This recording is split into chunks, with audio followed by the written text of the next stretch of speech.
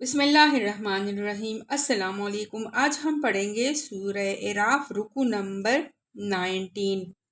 جواب میں ارشاد ہوا کہ جن لوگوں نے بچڑے کو معبود بنایا وہ ضرور اپنے رب کے غضب میں گرفتار ہو کر رہیں گے اور دنیا کی زندگی میں ذلیل ہوں گے۔ جھوٹ گڑنے والوں کو ہم ایسے ہی سزا دیتے ہیں، اور جو لوگ برے عمل کرے پھر توبہ کر لے اور ایمان لے آئے تو یقیناً اس توبہ اور ایمان کے بعد تیرا رب درگزر اور رحم فرمانے والا ہے۔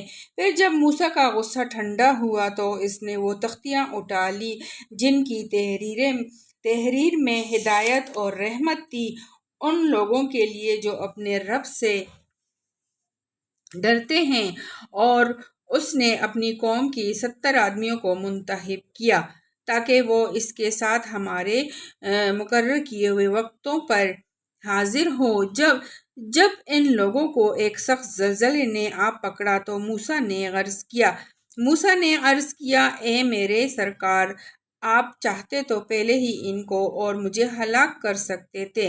کیا آپ اس قصور میں جو ہم میں سے چند نادانوں نے کیا تھا ہم سب کو ہلاک کر دیں گے؟ یہ تو آپ کی ڈالی ہوئی ایک آزمائش تھی جس کے ذریعے سے آپ جسے چاہتے ہیں گمراہی میں مبتلا کر دیتے ہیں اور جسے چاہتے ہیں ہدایت بخش دیتے ہیں۔ ہمارے سرپرست تو آپ ہی ہیں، پس ہمیں معاف کر دیجئے اور ہم پر رحم فرمائیں۔ آپ سب سے بڑھ کر معاف فرمانے والے ہیں، اور ہمارے لیے اس دنیا کی بھلائی بھی لکھ دیجئے اور آخرت کی بھی۔ ہم نے آپ کی طرف رجوع کر لیا۔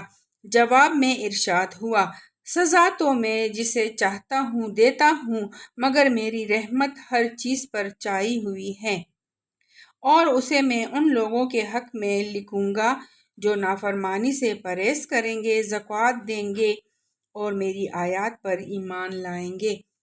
بس آج یہ رحمت ان لوگوں کا حصہ ہے جو پیغمبر نبی امی صلی اللہ علیہ وآلہ وسلم کی پیروی اختیار کریں، جس کا ذکر انہیں اپنے ہاں توریت اور انجیل میں لکھا ہوا ملتا ہے، اور وہ انہیں نیکی کا حکم دیتا ہے، بدی سے روکتا ہے، ان کے لیے پاک چیزیں حلال اور ناپاک چیزیں حرام کرتا ہے، ان پر سے وہ بوجھ اتارتا ہے جو ان پر لدے ہوئے تھے، اور بندش کھولتا ہے جن میں وہ جکڑے ہوئے تھے۔ لہٰذا جو لوگ اس پر ایمان لائے اور اس کی حمایت اور نصرت کرے اور اس روشنی کی پیروی اختیار کرے جو اس کے ساتھ نازل کی گئی ہے، وہی فلاح پانے والے ہیں۔